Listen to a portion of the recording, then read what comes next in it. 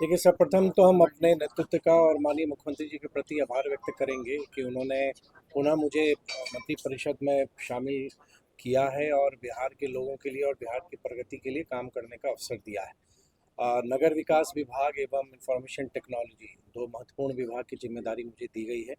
आज हम information technology के डिपार्टमेंट में हम उपस्थित हैं, जिसमें हमारे विभाग के सचिव एवं तमाम वरीय पदाधिकारी भी हैं। इंफॉर्मेशन टेक्नोलॉजी अगर आप समझते हैं तो आज हम सबके जीवन का हिस्सा बन चुका है। मतलब आप कल्पना नहीं कर सकते हैं कि टेक्नोलॉजी का पेनिट्रेशन हम सबके घर घर से लेके गवर्नमेंट सर्विसेज तक कितनी अधिक हो चुकी है। तो मेरी ये जवाबदेही बनेगी कि सरकार की जो महत्वाकांक्षी योजना है और वैश्विक स्तर पर ग्लोबली जिस तरह से टेक्नोलॉजी में लगातार एडवांसमेंट हो रहा है, तो इंफॉर्मेशन टेक्नोलॉजी के माध्यम से एक तो बिहार सरकार की जो विभिन्न विभागों की ज़रूरतें हैं, जो टेक्नोलॉजी बेस्ड नीड्स हैं उनकी, जिसके माध्यम से वो गवर्नमेंट सर्विसेज को डिलीवर करेंगे, एक तो वो बहुत बड़ी जवाबदेही है इस विभाग की।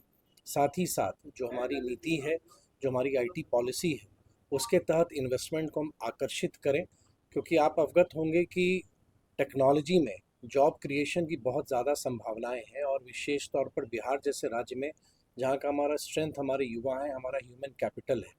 तो जो भी हमारे स्किल्ड यूथ फोर्स हैं उनके लिए हम अपॉर्चुनिटीज़ क्रिएट करें।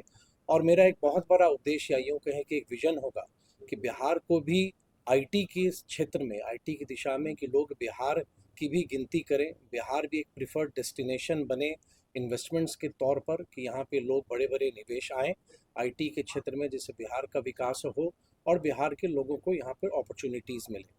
एक दौर वो भी था जब बिहार ने देखा था, जब यहाँ का नेतृत्व कहता था कि आईटी वाईटी क्या होता है।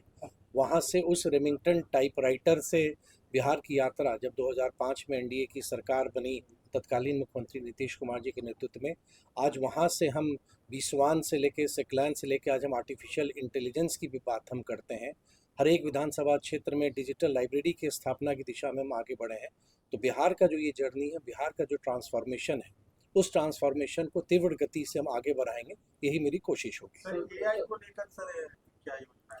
देखिए, एआई आप अवगत हैं कि भारत सरकार का खुद एक बहुत बड़ा प्रायोरिटी एरिया है और एआई मिशन के तहत सभी राज्यों के पास अपॉर्चुनिटी है। और जहाँ तक मुझको अपनी समझ है, जानकारी है कि आईटी विभाग ने भी व्यापक तैयारी की हुई है उस दिशा में, और एक ड्राफ्ट प्रस्ताव भी विभाग ने तैयार कर रखा है, जो आने वाले समय में उसकी समीक्षा करके मैं ये ज़रूर चाहूँगा कि आने वाला समय बिहार का हो और बिहार की भी टेक्नोलॉजी की चर्चा हो और बिहार की भी चर्चा आईटी सेक्टर में हो।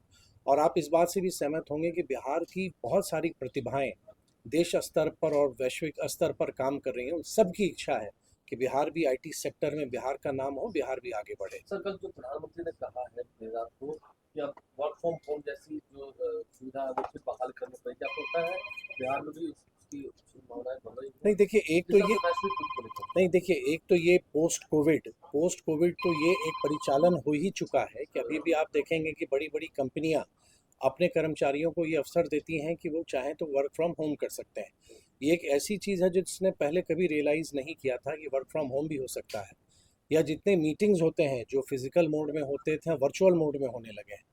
तो वो भी एक बहुत बड़ा बदलाव हुआ है। और आदरणीय प्रधानमंत्री जी की सोच सही है, जो उन्होंने कहा है कि जो भी ग्लोबल क्राइसिस है, जो ग्लोबल सिचुएशन है, उसको देखते हुए अगर ये हम इनकरेज करते हैं तो वो बेहतर होगा। और मुझको लगता है कि इसका पालन लोग कर भी रहे हैं, और प्रधानमंत्री जी के कहने के बाद स्वाभाविक रूप से इसमें और भी बढ़ोतरी होगी। ठीक है, थैंक यू।